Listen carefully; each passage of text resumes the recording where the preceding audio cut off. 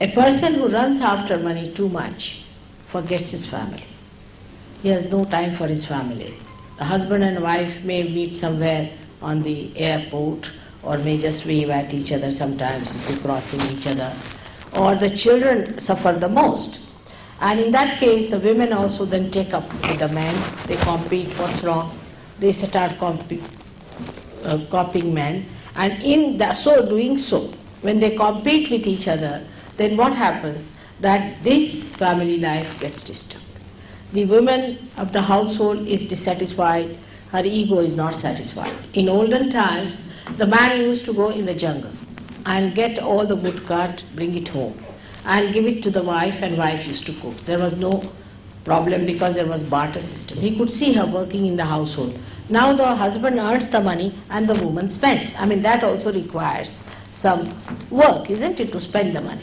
But to man, it looks like that I'm the earning member and she's the spender. So she says, all right, I will also earn. But in this, too much of competition like this between the two, what happens? The family suffers, the children suffer. And such a person will have problem with the wife will have problem with the husband. And you can always feel that center on this finger. If that finger is catching, that means there's something wrong with your family relationship, that you have to adjust yourself and he has to adjust. It's an important thing. Because you are like the flowers which have to produce a fruit. That's what nature wants. Nature wants that you are there to produce the fruit, that is your children. That's why you are men and women. That's the basics. Now, if you think that with that responsibility, if you can do something else, you should do. But the main thing is that, and if you don't do that, is to look after your children, to give them joy, have a beautiful nest for them, then I must say that you are neglecting your basic duty and your attention on something else. That's why so many divorces are taking place and problems are there. Then women ask for their rights, they go beyond their limits, they become dominating here, the men become dominating. That's not the way we are going to solve. We have to know that we are two wheels of one chariot. One on the left, another in the right. Now, they are not similar. They are not similar. There are two types, one left side, one on the right side. But they are equal.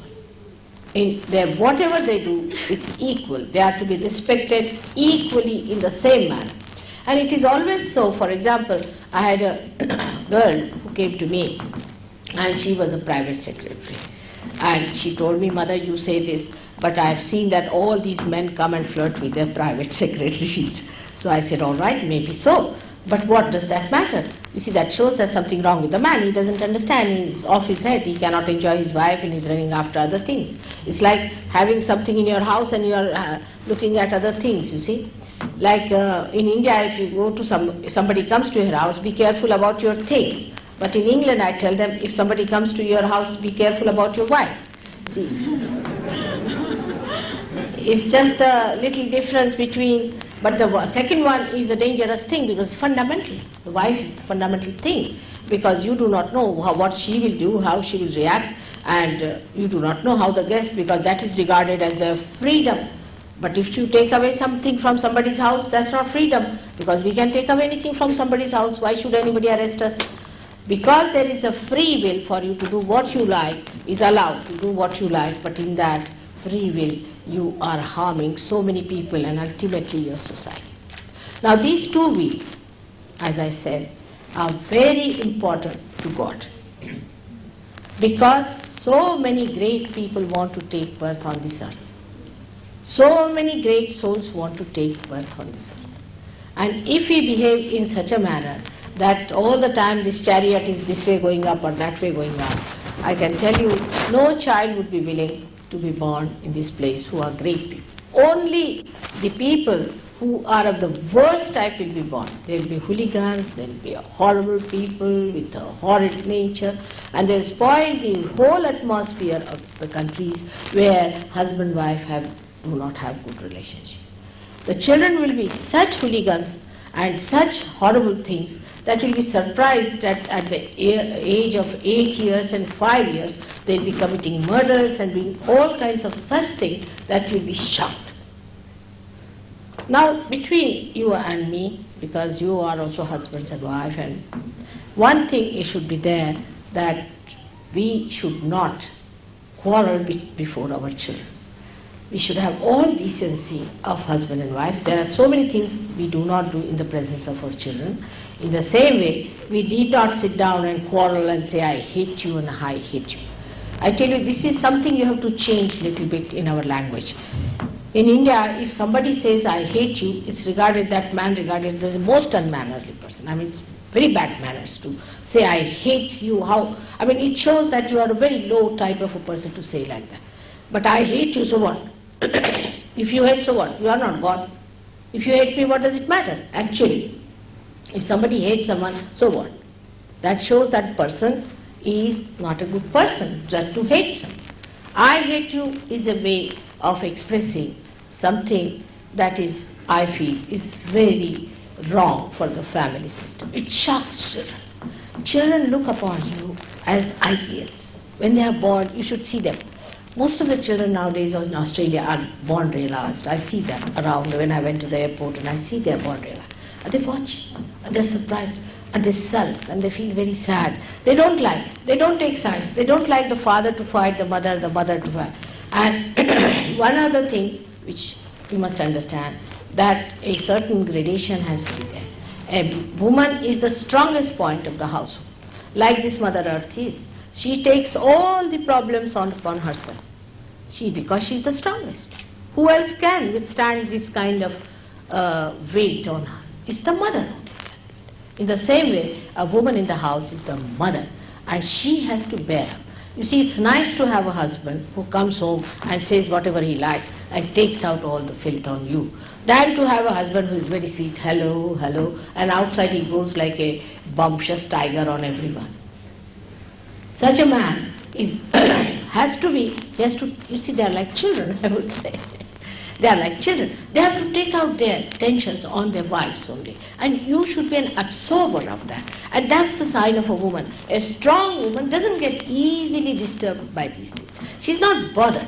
She says, all right, you little baby, come along. Now I have had 4 babies. Now this is the 5th one, which is the smallest has come. Let him shout and scream. Even with the children, you have to be patient. They'll hit you. They'll do anything.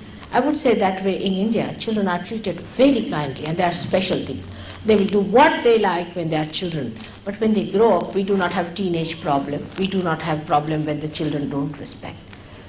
This is a very important aspect of our modern life that we have to understand. What is the relationship of husband and wife is? Husband is like, say, a gentleman who is definitely is to be respected by the wife. But if she does not respect the husband, she cannot get respect for her children. But the husband has to be a respectable man. That's very important. If the man is not respectable, he cannot be respected easily. But the more is the woman has to be very respectable. If she doesn't give her respect, you can handle any kind of man if you are clever enough. Drunkards, all sorts, they come down. Because after all, they are human beings. They are not bad people. But because of mishandling, they just get out. And the domination of men is just a myth. See, they cannot dominate. They are incapable of domination. They just do it because they want to feel that they are superior. That's all. But they cannot dominate. Whatever domination, what is their domination? It's little things here and there. Just like children. That's what it is. If women understand their maturity and their responsibility as women, because they are the Shakti, they are the power of the family, and they are the potent Shakti for the husband as well as for the children. But if they get disturbed, then the husband is disturbed and children are also disturbed. But they are potent. While the kinetics are these people, like here is the electricity, all right. So we say very good lamp and electricity and all that. But from where does it come? The source is somewhere quietly sending the source and enjoying itself by giving that source. In the same way, this is a very important sentence. Why I said it? Because today I went to Melbourne, and all the time this finger was burning up to this point. So that means there's something wrong with men and women as far as their family life is concerned. They are all very upset, I felt. The husband is upset and the women. Maybe the laws may be against men, maybe here, I don't know, but in America I found a husband and wife relationship is very queer. For example, I met a lady with very queer people there. I went and stayed with a lady. She had a luxurious house with a swimming pool and this, and a maid even coming to do everything up, and 5 stories and this. And she said, you see, one of my former husband will come and see you in Los Angeles. I said, all right, very good idea. So he came. He was like a pauper, walking like this. And he says, I have got a room on rent where I am staying, mother. It's very difficult. I have to share it with someone. I said, what? That lady who was there, she has a very big house. She's supposed to be your wife. He said, that's mine. I tell you, I lost it to her in a case. I said, how could you lose that in a case? Because she asked for a divorce and because she found guilty out of me something. So she got it. And she married 3 husbands. All the 3 husbands are moving like paupers, and this lady is very rich. If you marry 7 husbands are finished forever, but the lady is so rich 7 times more than any one of them. So this is kind of a law I don't understand. First of all, why there should be a law I don't understand between husband and wife. I just don't understand. I mean, we don't have such laws in India, but everybody cares for the wife. Because she is the nearest and the dearest person they have. Who else to depend? If the woman is dedicated and devoted to husband, do you think he'll run after any other woman? He has to come back to her. So he'll be so fed up with these women who just live for money or anything, and he has to come back. So you see, one has to take a very wise decision, because you must understand you are born at a juncture, whether on which you will be destroyed completely or you will be saved completely. It's a very important thing. You have to save humanity. You are born at a time when you have to save humanity. It's not only Kundalini awakening that will help, because you might be saved, but you have to save the whole society, the whole family, the whole, I should say the whole universe or the whole creation will have no meaning if you people are destroyed. Now this is one of the way of destruction, by destroying the family. The children become mad, the husband becomes mad. They all end up in orphanages. That's what I've seen. They are mostly in orphanages in their old age. There's nobody to bother about. So it's a question of giving and giving and giving.